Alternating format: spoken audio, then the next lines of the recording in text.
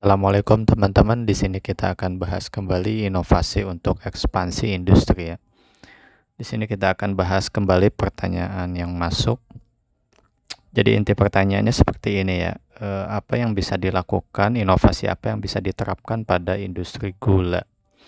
Ya bismillah, sebenarnya bukan hanya pada industri gula ya, kalau inovasi tingkat tinggi itu biasanya industri yang berhubungan dengan sandang pangan papan gitu ya. Ya kita bahas di sini dari pangannya ya.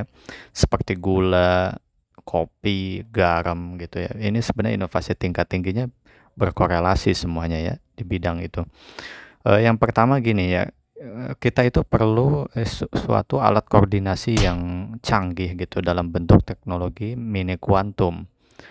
Jadi kuantum komputasi ya, sehingga bisa semuanya dikoordinasi, entah itu dari misalnya data ekspor impor, atau data-data misalnya yang berhubungan dengan optimasi produksi, data-data untuk optimalisasi kapasitas produksi, data-data supaya tidak terjadi penyelewengan, data-data supaya keamanan data atau keamanan pasokan gula misalnya dalam hal ini bisa dijaga sehingga tidak impor melulu gitu.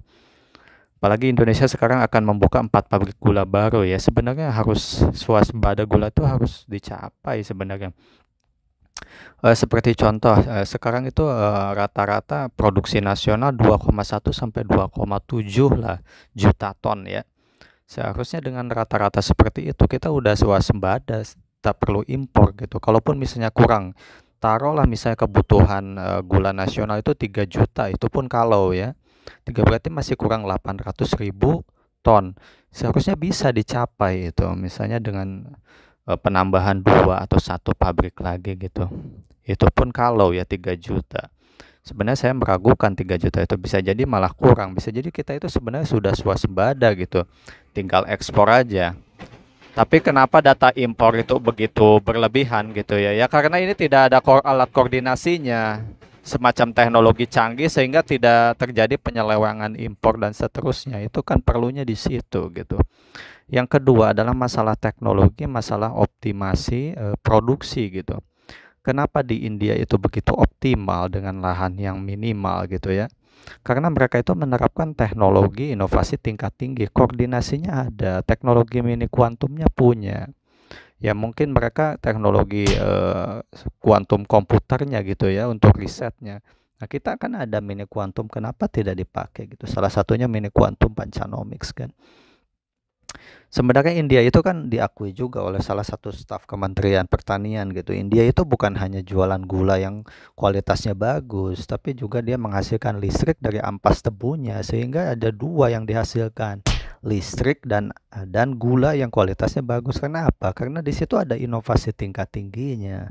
Jadi ampas tebu itu dia diolah lagi menjadi sumber listrik untuk produksi gula, dan sisanya bisa dijual lagi listriknya gitu kan. Ini kan inovatif sekali gitu kan.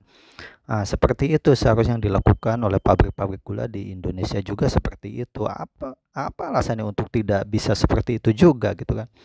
Karena ya emang intinya balik lagi ke alat koordinasi lagi, ke mini kuantum lagi, supaya bisa memperoleh data-data supaya bisa berinovasi seperti India. Karena India juga kan sebenarnya niru Brazil.